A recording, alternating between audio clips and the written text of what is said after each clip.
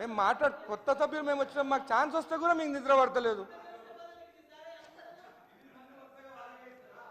Opposition ఉన్నారు, opposition ఉండండి. Next గౌరవ పల్లె రాజేశ్వర గారే మీరు కూర్చోండి ప్లీజ్. మాట్లాడడానికి సమయం ఇచ్చినందుకు నెక్స్ట్ మీరే ధన్యవాదాలు తెలుపుతున్నాను అధ్యక్ష.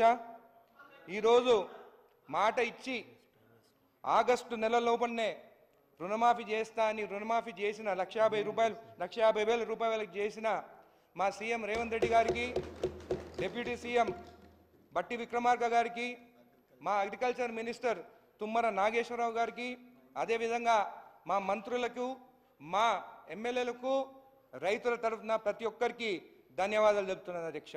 ఈరోజు నాకు ఇచ్చిన సబ్జెక్టు పొల్యూషన్ పైన అధ్యక్ష.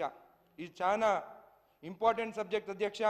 పరిశ్రమలు వెదజల్లే కాలుష్యం వల్ల గాలి, నీరు, భూమి కూడా కాలుష్యం అవుతుంది అధ్యక్ష.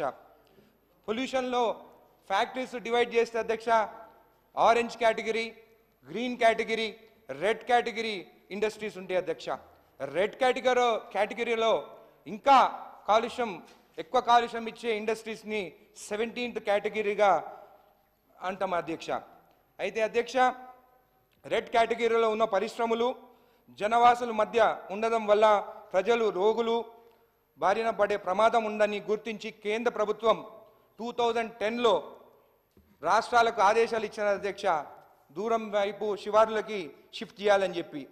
Central pollution control board CPB 2009-10లో దేశవ్యాప్తంగా 88 కాలుష్య క్లస్టర్లు ఉన్నాయని గుర్తించి దాంట్లో మన హైదరాబాద్లో 3 క్లస్టర్లు ఉన్నాయని అధ్యక్ష.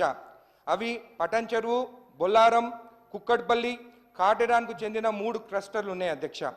కుక్కట్పల్లి ఇండస్ట్రియల్ ఏరియాలో మొత్తము 41 పరిశ్రమలు ఉంటే వాటిలో పరిశ్రమలు రెడ్ కేటగిరీలో 15 పరిశ్రమలు ఉన్నాయి అధ్యక్ష. ఈ 15 పరిశ్రమల్లో 3 పరిశ్రమలు అత్యంత ప్రమాదకరమైన కాలుష్యాలను వెదజల్లే 15 కేటగిరీలో ఉన్నాయి అధ్యక్ష. ఇవన్నీ కూడా కుక్కట్పల్లి, బాలనగర్ లాంటి నివాసిత ప్రాంతంలోనే ఉన్నాయి. ఈ ప్రాంతంలో ఉన్న రంగదాముని చెరువు, చిన్నమైసమ్మ చెరువు, కుక్కట్పల్లి చెరువు అల్లుకెళ్తే అధ్యక్ష మొత్తం నురిగే అధ్యక్ష, నీళ్లు కూడా ఎరుపు ఉంటాయి అధ్యక్ష. ఇక పటన్ చెరువు, బొల్లారం ఇండస్ట్రీస్ క్లస్టర్ విషయానికి వస్తే ఇక్కడ పరిస్థితి మరింత ప్రమాదకరంగా ఉంది అధ్యక్ష. బొల్లారం ప్రాంతంలో 123 పరిశ్రమలు ఉండగా వాటిలో ఏకంగా 59 పరిశ్రమలు రెడ్ కేటగిరీలో ఉంటే 41 పరిశ్రమలు ఆరెంజ్ కేటగిరీలో ఉన్నాయి. పటన్ చెరువు ప్రాంతంలో 74 పరిశ్రమలు ఉండగా వాటిలో 21 రెడ్ కేటగిరీలో, 35 ఆరెంజ్ కేటగిరీలో ఉన్నాయి. పటన్ చెరువు, బొల్లారం ఇండస్ట్రియల్ క్లస్టర్లో మొత్తం 197 పరిశ్రమలు ఉంటే వాటిలో 80 పరిశ్రమలు రెడ్ కేటగిరీలో ఉన్నాయి. ఈ 80 రెడ్ కేటగిరీ పరిశ్రమలో 33 పరిశ్రమలు ప్రమాదకరమైన కాలుష్యాన్ని వెదజల్లే 17వ కేటగిరీలో ఉన్నాయి. మరో 76 పరిశ్రమలు ఆరెంజ్ కేటగిరీలో, కేవలం 41 పరిశ్రమలు మాత్రమే గ్రీన్ జోన్లో ఉన్నాయి. ఈ పరిశ్రమలు వెదజల్లే కాలుష్యము కారణంగా పటన్ చెరువు, బొల్లారం ఇండస్ట్రియల్ క్లస్టర్ చుట్టుపక్కల ఉన్న 18 గ్రామాలకు తాగునీటిని అందించే నక్కవాగు పరివాహక ప్రాంతమంతా ఈ కాలుష్యం అవుతుంది. పటన్ చెరువు, బొల్లారం, జీడిమెట్ల, నాచారం, పాషామైలారం ప్రాంతంలో 2000 ఇండస్ట్రీస్ ఉన్నాయి అధ్యక్ష. ఇవి కెమికల్ ఉండొచ్చు, థర్మల్ పవర్, బయోటెక్నాలజీ, బల్క్ డ్రగ్స్కు చెందిన పరిశ్రమలు. హైదరాబాద్ నగరంలో ఉన్న సుమారు 2000 పరిశ్రమలు వెదజల్లుతున్న కాలుష్యం కారణంగా ప్రతి ఏటా అధ్యక్ష, ఇది చాలా ఇంపార్టెంట్, 8,000 మంది నుండి 10,000 మంది పొల్యూషన్ వల్ల చనిపోతున్నారు అధ్యక్ష హైదరాబాద్ చుట్టుపక్కల. మాది ఐరన్ కంపెనీ కాదు, మాది ఆరెంజ్ కేటగిరీ.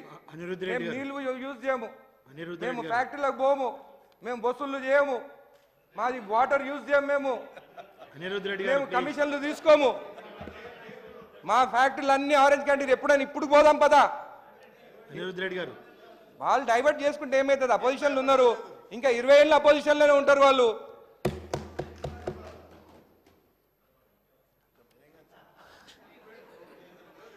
నల్గొండ, సూర్యాపేట, జనగాం, కామారెడ్డి జిల్లాలో కూడా పరిశ్రమ కాలుష్యం ఉంది.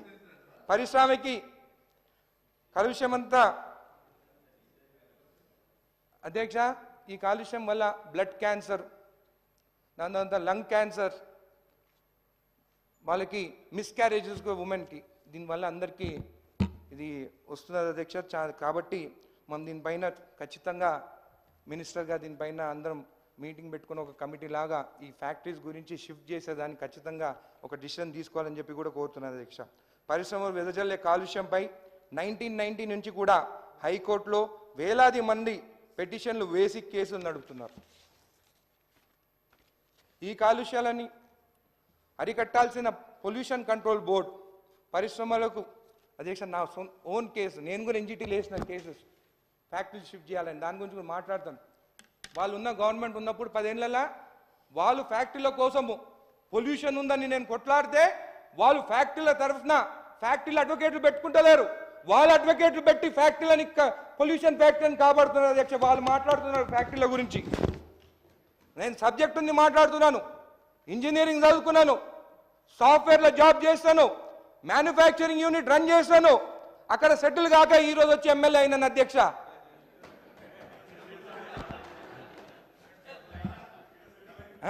10 years చేశాను, సెటిల్ కాలేదు. దాంట్లో కిక్కు లేదు, కిక్కు రాజకీయాల్లో ఉంది. పేదవాని ఇంటికి పోయినప్పుడు వాళ్ళ ఇంట్లో అన్నం తింటే కిక్కు ఉంది, వాళ్ళ దగ్గర పోయి టీ తాగితే కిక్కు ఉంది, పైసలు సంపాదించి పెద్ద పెద్ద బంగ్లాలో ఉండి అక్కడ కూర్చుంటే కిక్కు లేదు అధ్యక్ష. గ్రామాల్లోనే కిక్కు ఉంది. ఆ గ్రామాల కోసమే పొల్యూషన్ ఉండొద్దని చెప్పి వాళ్ళ కోసమే మాట్లాడుతున్నాను అధ్యక్ష. ఉమ్మడి రాష్ట్రం ఉన్న సమయంలో రెడ్ కేటగిరీ పరిశ్రమలు ఓఆర్ఆర్కు అవతల వైపుకి తరలించడానికి కమిటీలు వేసి జీవోలు జారీ చేసినా అందులో ఏ ఒక్కటి కూడా అమలు కాలేదు. తెలంగాణ రాష్ట్రం ఏర్పడిన తర్వాత దీనికి సంబంధించిన ప్రయత్నాలు కూడా పెద్దగా జరగలేదు. అయితే 2019లో పొల్యూషన్ కారణమవుతున్న పరిశ్రమలకు జనవాసులకు దూరంగా తరలించాలని చెప్పేసి ఎంఓఈఎఫ్ స్పెషల్ చీఫ్ సెక్రటరీ ఆధ్వర్యంలో ఒక కమిటీని ఏర్పాటు చేసి జియో నంబర్ 2/10/2019ని జారీ చేయడం జరిగింది. పరిశ్రమలు కాలుష్యం నుంచి హైదరాబాద్ నగరానికి ఇతర ప్రాంతాలకు కాపాడడానికి ఈ కమిటీ చేసింది ఏమీ లేదు అధ్యక్ష. పొల్యూషన్ మాట్లాడిన తర్వాత ఫారెస్ట్ గురించి కూడా మాట్లాడతా, వాళ్ళ గురించి కూడా మాట్లాడతా అధ్యక్ష. నేను గత 2019లో ఓఎస్ నంబర్ 4/2019 నా గ్రామం రంగారెడ్డి కూడా చుట్టుపక్కల స్పాంజ్ ఐరన్ ఫ్యాక్టరీలు ఉన్నాయి. ఆ ఫ్యాక్టరీల వల్ల పొల్యూషన్ వల్ల 5 కిలోమీటర్ల వరకు వ్యవసాయం లేదు. మొత్తం ఇళ్ల పైన పొగ పడుతుంటే నేను ఎన్నోసారి డస్ట్ పడుతుంటే ఎన్నోసారి కంప్లైంట్ ఇస్తే పొల్యూషన్ బోర్డు వస్తారు అధ్యక్ష. కంప్లైంట్ ఇస్తే రాత్రి ఫోన్ చేస్తారు ఫ్యాక్టరీ వాళ్ళకి, 3 రోజుల తర్వాత మేము వస్తున్నాము, మీరు బాగా మొత్తం ముస్తాబ్ చేసి పెళ్లి కూతురు లాగా పెట్టండి, మేము వచ్చిన తర్వాత పొల్యూషన్ లేదని రాసుకొని పోతామంటారు. ఎన్నోసార్లు కంప్లైంట్ ఇచ్చినాను. ఇంకా సోమేష్ కుమార్ గురించి అంటే మీకు తెలిసిందే. దాని తర్వాత కోర్టుకు పోయినాను అధ్యక్ష, ఎన్జిటికి పోయిన తర్వాత కొట్లాడితే అగ్రికల్చర్ డిపార్ట్మెంట్ ఏమో పొల్యూషన్ ఉందంటారు, పొల్యూషన్ బోర్డ్ డిపార్ట్మెంట్ ఏమో సోమేష్ కుమార్ వాళ్ళేమో పొల్యూషన్ లేదంటారు. సరే, ఇంకా ఆఖరికి పొల్యూషన్ గురించి కాదు, 2007లో కాంగ్రెస్ ప్రభుత్వం సెంట్రల్ ఉన్నప్పుడు ఈ రెడ్ కేటగిరీ ఫ్యాక్టరీస్ ఏవైతే 1 కిలోమీటర్ లోపల ఉంటాయో అవి షిఫ్ట్ చేయాలంటే మన రాష్ట్రంలో 17 ఫ్యాక్టరీలు ఉన్నాయి అధ్యక్ష. 1 కిలోమీటర్ లోపల విలేజ్ లోపల ఉన్నాయి ఈ ఫ్యాక్టరీస్, స్పాంజ్ ఐరన్ ఫ్యాక్టరీస్ కానీ రెడ్ కేటగిరీ ఫ్యాక్టరీస్. కొట్లాడితే 2022లోనే ఆ గత ప్రభుత్వము మేము 2 ఏళ్లలో షిఫ్ట్ చేసేస్తాము, నారాయణపేటలో 1000 ఎకరాలు తీసుకున్నాము, మేము షిఫ్ట్ చేస్తామని చెప్పి ప్రతి కోర్టు కేసు ఎన్జిటీలు ఉన్నప్పుడల్లా వాయిదాలు తప్ప వేరేది ఏం లేవు అధ్యక్ష. నా సొంతం నా అకౌంట్ నుంచి అడ్వకేట్ ఫీజే 50 లక్షలు కట్టింది అధ్యక్ష ఈ ఫ్యాక్టరీ షిఫ్ట్ చేయాలని పేద ప్రజల కోసము. వాళ్ళేమో అడ్వకేట్ పెట్టి పొల్యూషన్ లేదని రాపిస్తారు అధ్యక్ష. ఇంకా సోమేష్ కుమార్ ఎందుకు రాసిండో ఇంకా అందరికి తెలుసు, పేపర్లో కూడా చూస్తున్నాం.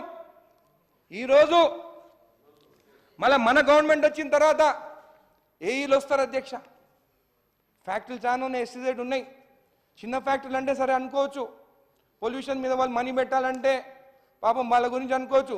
పెద్ద పెద్ద ఫ్యాక్టరీలు, అరబిందో ఇంకొక ఫ్యాక్టరీ ఉంది పేరు చెప్తే అంత టీఆర్ఎస్ మాజీ ఎమ్మెల్యేలు వచ్చేస్తారు అక్కడ ఎస్సీజెడ్కి. దాన్ని ఏం చేయొద్దు వాళ్ళకి ఏం లింక్ ఉందో తెలియదు. మళ్ళీ నేను కంప్లైంట్ ఇచ్చినాను.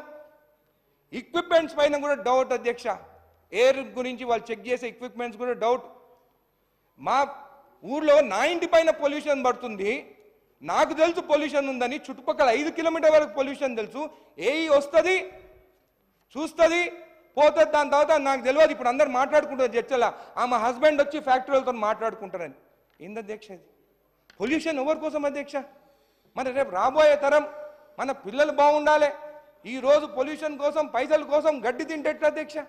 ఈరోజు నామ్స్ ప్రకారం ఉంది ఫ్యాక్టరీ అని చెప్పేసి నాకు ఇచ్చింది. మా ఊరోళ్ళందరూ, మా ఎమ్మెల్యే అయితే ఈ ఫ్యాక్టరీలు బంద్ అవుతాయి, పొల్యూషన్ బంద్ అవుతుంది. నేను చెప్పినాను, నేను గెలిచిన తర్వాత చర్చలన్నీ కరప్షన్ ఫ్రీ, భూ కబ్జాలు చేయకుండా, అంటే వాళ్ళు అదే కదా చేసింది లాస్ట్ టైం అంతా కబ్జాలే. దాని తర్వాత కరప్షన్ ఫ్రీ, భూ కబ్జాలు ఫ్రీ, పొల్యూషన్ ఫ్రీ అన్న.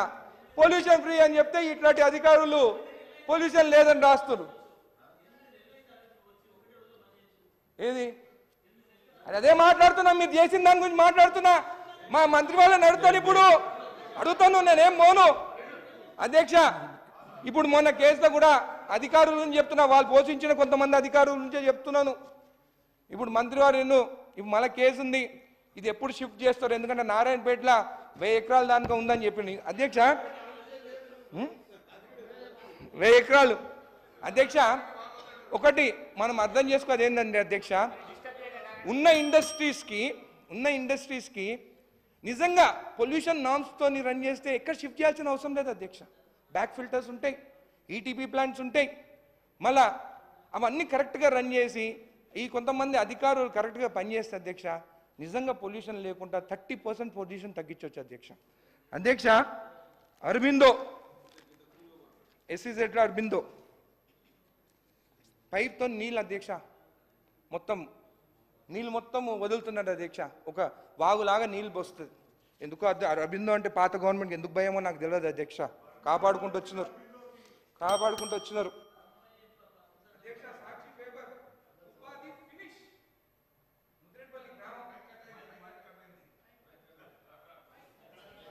అధ్యక్ష,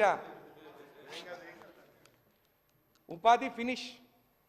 చేపలను చచ్చిపోయినాయి అధ్యక్ష. వీళ్ళు చేపలు ఇస్తామంటారు, అక్కడేమో నీళ్ళు ఇచ్చి మొత్తం చేపలు చచ్చిపోయినాయి.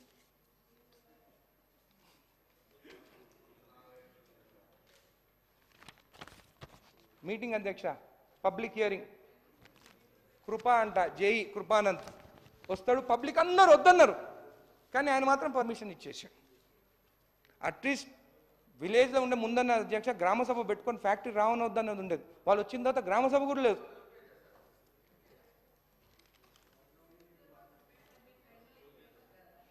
విచారణ ఉత్తదేనా? మీ ప్రభుత్వం ఉన్నప్పుడే సాక్షి పేపర్ మాట్లాడుతున్నది అధ్యక్ష. సాక్షికి అరవిందకు మంచి అనుబంధం ఉంది, వాళ్ళకి మంచి రిలేషన్షిప్ ఉంది. అందుకే సాక్షి పేపర్ తెచ్చిన. వాళ్ళ గవర్నమెంట్లో ఎట్లా జరిగిందో దీని రోజు అధ్యక్ష. ప్లీజ్ కంక్లూడ్ చేయండి. కంక్లూడ్ చేస్తాను. హరితారం గురించి 2 నిమిషాలు అధ్యక్ష. ఒకటి ఫైనల్. రాష్ట్రంలో హరితారం మాట్లాడినా మీరు పెట్టిన చెట్ల గురించి, వాళ్ళు పెట్టిన చెట్ల గురించి మాట్లాడతా.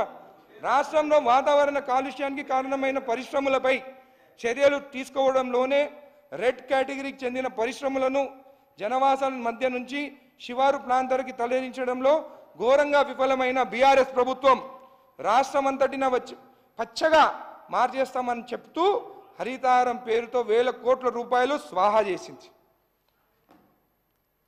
మీరు గూగుల్లోకి వెళ్ళి తెలంగాణ హరితారం ఫ్రాడ్ అని టైప్ చేస్తే అంత వస్తుంది అధ్యక్ష, బయటికి అంత వచ్చేస్తుంది. గ్రామీణ ఉపాధి హామీ నిధులని కూడా నిబంధనలకు విరుద్ధంగా హరితారం కోసం మళ్లించిన ఈ పథకం నుంచి 65% నిధులను మళ్లించి 8 సంవత్సరాల్లో 5,006 కోట్లు ఖర్చు చూపారు అధ్యక్ష హరితారంకి. సరే పోనీ ఇంత చేసి వాతావరణానికి బాగు చేసే మొక్కలు మాత్రమే నాటారా అంటే ప్రమాదకరమైన ఇతర దేశాల్లో మన దేశంలోని గుజరాత్ వంటి రాష్ట్రాలని నిషేధించిన ఈ కోనా కార్బస్ చెట్లు పెట్టినారు అధ్యక్ష. అయితే అధ్యక్ష పొద్దున్న వచ్చేటప్పుడు చూసి భయపడ్డా. వాళ్ళ ఆఫీస్ ముందు టీఆర్ఎస్ భవన్ ముందు కూడా ఇవే చెట్లు ఉన్నాయి. ఆ చెట్లు గాలి వీరిస్తే కూడా మీకు కొనాలి అంటే అనుకుంటా, మైట్ బి కాదంటే ఏమైనా అనుకోవచ్చు. కొనాలి కార్పస్ సర్చ్ చేయండి గూగుల్లో. అది హెల్త్కి మంచిది కాదు, ఆ చెట్లు మంచిది కాదు. గుజరాత్ బ్యాన్ చేసింది. వాళ్ళు ఎవరికైతే సపోర్ట్ చేస్తున్నారో వాళ్ళ స్టేట్లోనే బ్యాన్ చేస్తున్నారు. ఆ చెట్లు పెట్టుకుంటే విషపూరితంగా గాలితోని కూడా మనకి హెల్త్ పాడవుతుంది, మంచిది కాదని చెప్పి చెప్తుంటే వాళ్ళు అట్లాంటి చెట్లు పాతినారు అధ్యక్ష. మళ్ళీ వాళ్ళకి నాకు భయం ఏంటంటే వాళ్ళు బాగుండాలి. వాళ్ళు టీఆర్ఎస్ ఆఫీస్ ముందు అవే చెట్లు పెట్టుకునే వాళ్ళకి ఏమైనా అయితే మళ్ళీ మా సీఎం రేవంత్ రెడ్డి గారి పైన కేసు పెడతారు, మీరు సీఎం అయ్యాను కాబట్టే మా హెల్త్ బాగాలేదని చెప్పి. మనం చెప్పలేం కదా అధ్యక్ష. వాళ్ళు అదే కదా, అప్పటి నుంచి కేసులు అంటారు, అది అంటారు, తప్పించుకుంటారు. చూడడానికి అందంగా ఎండాకాలంలో కూడా పచ్చగా కనిపిస్తుంది అధ్యక్ష ఆ చెట్టు. ఈ చెట్టు గాలి పీలిస్తే దవాఖానా పోవడే వాళ్ళు, ఎందుకంటే ఆఫీస్ పోతలేరు అనుకుంటున్నారు అధ్యక్ష. వాళ్ళు పోయి పీల్చితే ఇంకా దవాఖాననే ప్లీజ్ అధ్యక్ష. కాబట్టి I'm requesting minister for forest అన్నారు అధ్యక్ష, ఈ ఫ్యాక్టరీస్ అన్నీ ఎప్పటి లోపల షిఫ్ట్ చేస్తాం. ఇప్పుడు నా కేసు కూడా ఎన్జిటీలో జరుగుతుంది, మరి నేను కేసు విత్డ్రా చేసుకోవాలన్నా లేకుంటే మీరు